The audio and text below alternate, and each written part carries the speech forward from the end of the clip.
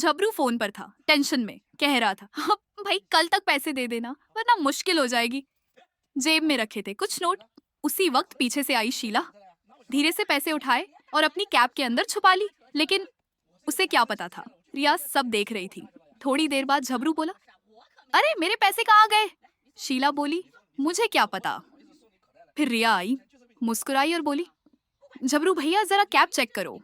Cap उठते ही पैसे गिर पड़े और झबरू बस चुप रह गया। आवाज धीमी होकर, कभी कभी चुपके से की गई चोरी जिंदगी भर का भरोसा तोड़ देती है।